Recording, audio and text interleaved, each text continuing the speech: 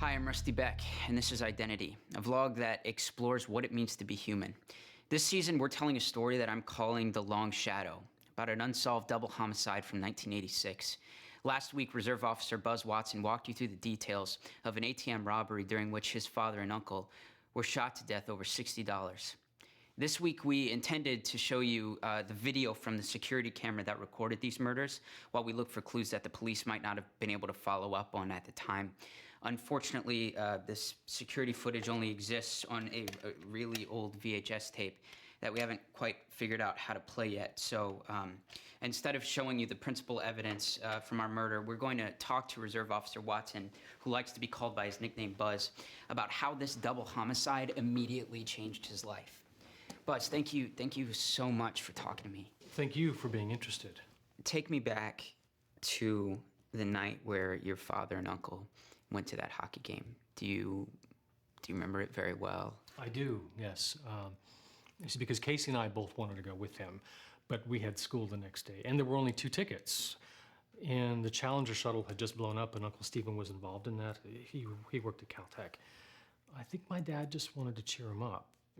Casey and I, we didn't really know what all that meant at the time. We just wanted to go with them, selfish kid stuff. So is that why you think your dad bought the souvenirs at the Kings game, because you were...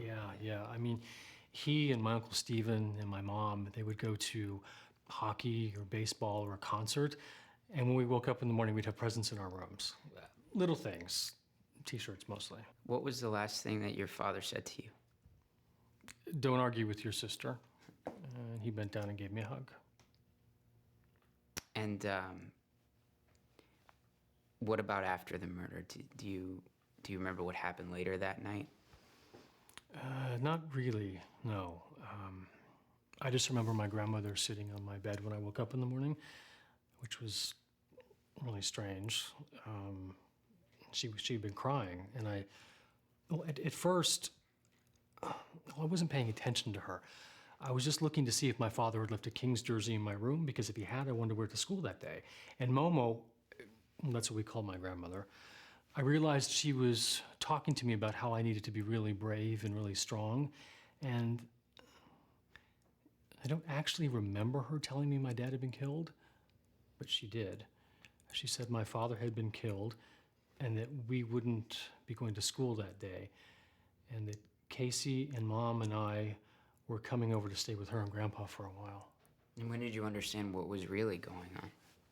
You mean that my father and uncle were dead? Yeah.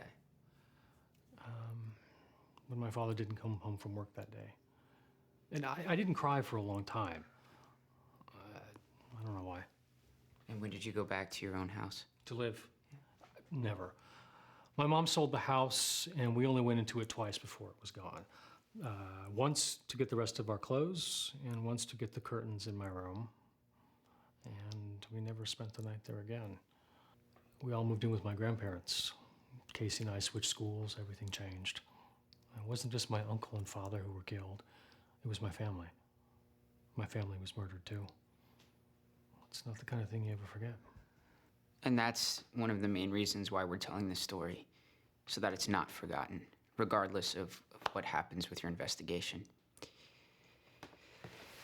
We'll be back next week with another look into the progress Reserve Officer Watson has made in securing justice for the death of his father.